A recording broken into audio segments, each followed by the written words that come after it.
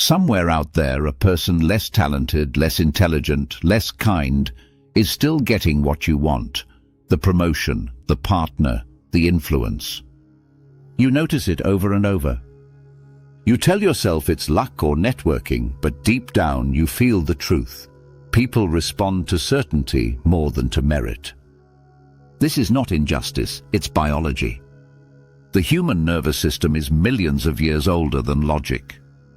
Before language, before law, before hierarchy was written down, the tribe followed whoever looked least afraid. When danger approached, the one whose face stayed calm, whose tone stayed low, whose movements slowed rather than quickened, was read as leader. Our ancestors survived by synchronizing with that signal. You carry that wiring still. Everyone does. That is why a confident fool can rule a room and a brilliant thinker can fade into the background. The brain isn't measuring IQ, it's scanning for safety and direction. Certainty feels like safety. Hesitation feels like danger. You are told to feel confident first and then to act. Nature works in reverse. Every mammal signals hierarchy through posture, pace and gaze long before any emotion is felt. A wolf stands taller and the chemistry follows. Testosterone rises, cortisol drops, breathing slows. The mind believes the body. The same loop runs in humans. Try it now. Breathe deeper and slower. Drop your shoulders. Keep your gaze steady on one object. Say anything with a downward tone, as if the sentence is finished, not offered for approval. Within 90 seconds, your pulse stabilizes. That's the parasympathetic system interpreting your own body language as proof that you're safe. You are not pretending, you're reprogramming the sensors that decide whether you are predator or prey. Every time you hunch, rush, fill silence, or let your pitch rise at the end of a sentence, your own nervous system hears submission. It floods you with adrenaline. Your audience's brains hear the same signal. They feel the imbalance and their confidence grows while yours drains. Confidence is a physiological loop. Behavior first, chemistry second, thought third. Temporary confidence is easy. Anyone can pump themselves up for a presentation or a date. Permanent confidence requires identity.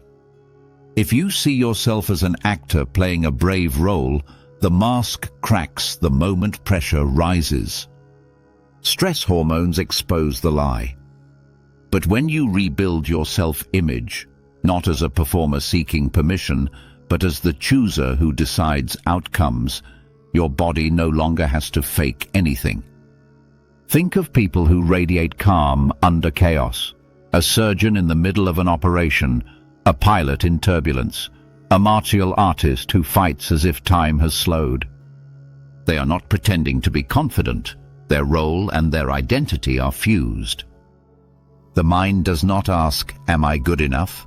It asks, "What is the next precise move?"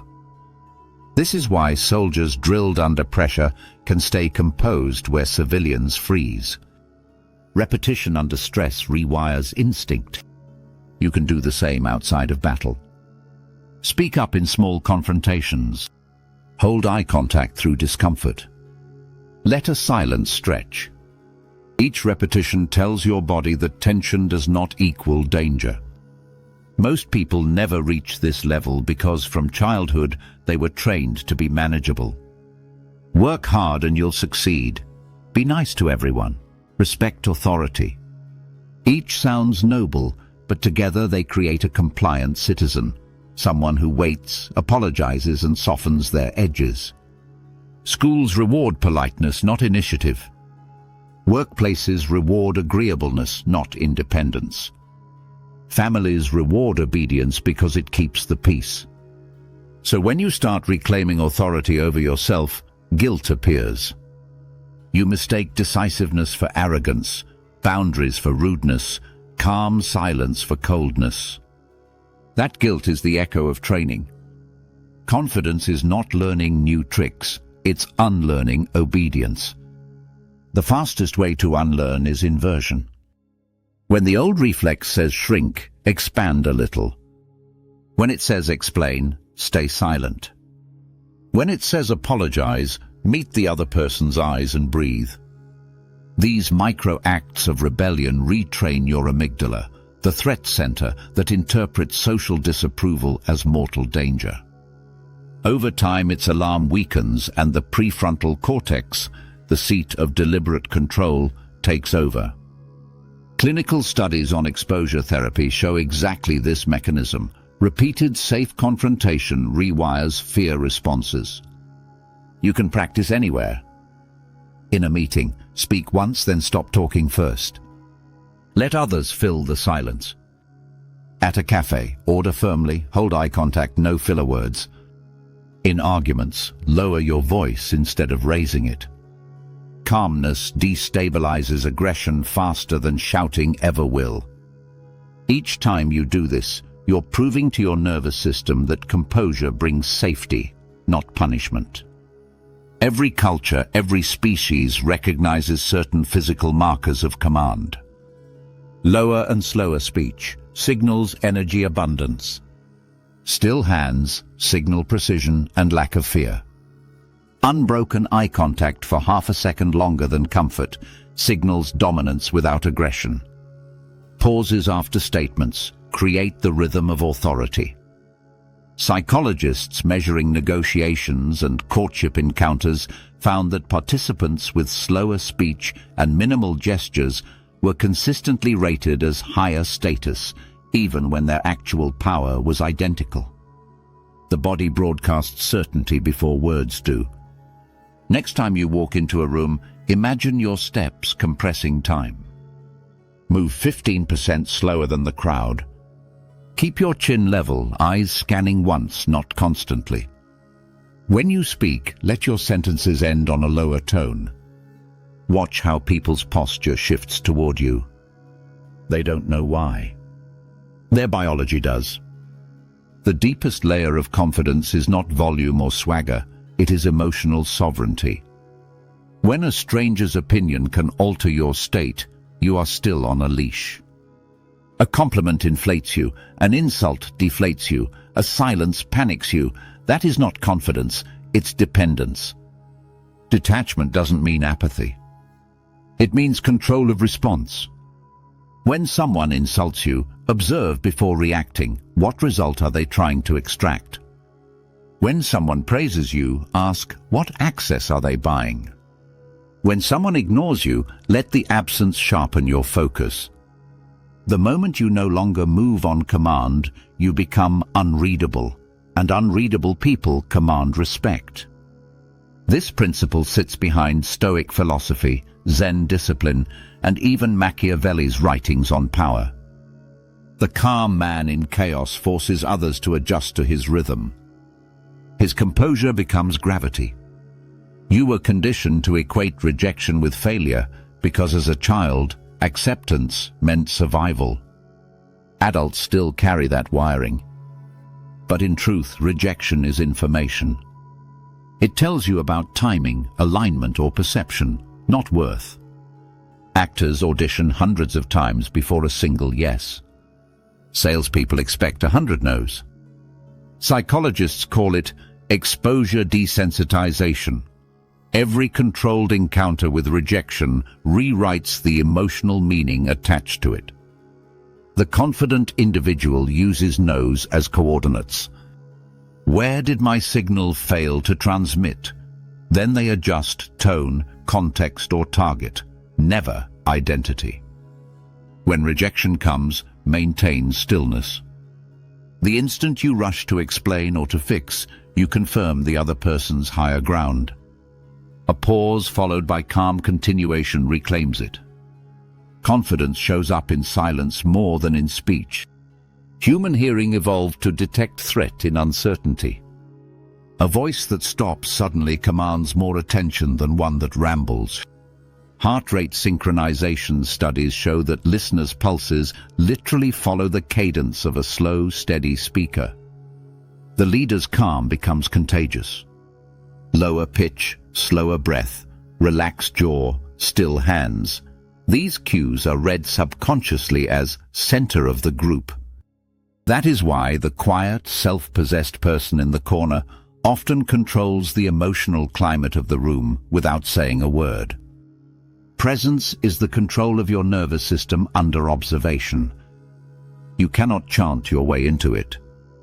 You build it the way a soldier builds readiness or a musician builds timing, through repetition and feedback.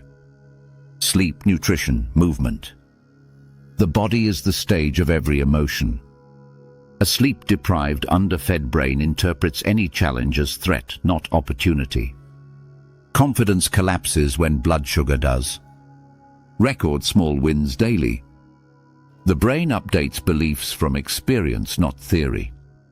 5 small confrontations handled well rewire faster than one grand success. Remove cues of weakness, clutter, constant noise, people who diminish you with jokes. Add cues of control, order, routine, clean spaces, silence. The brain mirrors surroundings. Speak in complete sentences.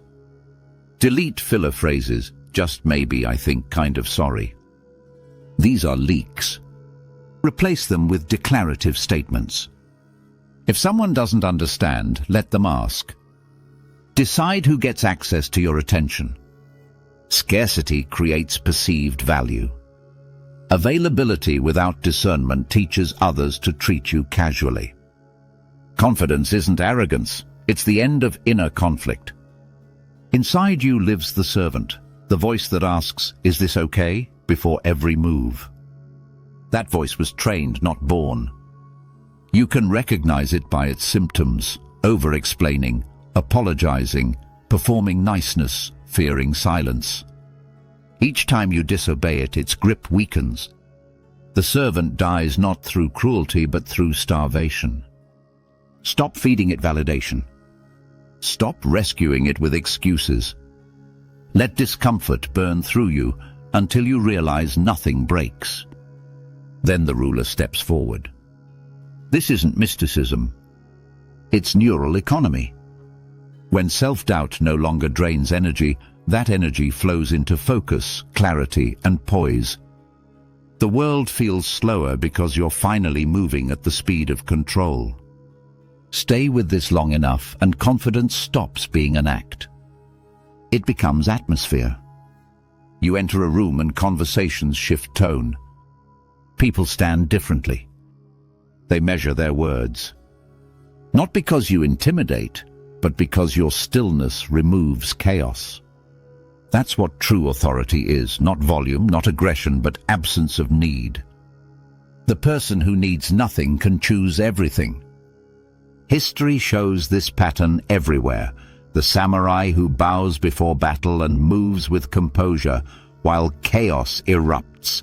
The negotiator who waits through an entire silence until the other side caves. The leader who speaks last and shortest and is obeyed first. Each learned the same principle. Power belongs to the one whose pulse stays slow.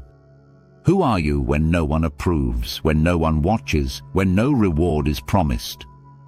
If your answer wavers, you are still in training. Continue the inversion. Expand when you want to hide. Pause when you want to explain. Hold your gaze when you want to apologize. You will feel the old software trying to reboot. Let it. Then overwrite it again. Confidence is not an emotion to chase. It is an identity earned through repetition until hesitation feels unnatural. When that happens, you no longer perform confidence. You radiate inevitability. Rooms quiet when you enter. People sense you before they see you. You don't compete, you select. You don't seek approval, you grant access. You don't speak to be heard, you speak to decide. This is not self-help. It's human mechanics. Control your body, you control your chemistry. Control your chemistry, you control your signal. Control your signal, you control perception. Control perception, you control reality. That is the architecture of permanent confidence. Quiet, grounded, precise, certain. You don't wait for permission to exist. You move and the world adjusts.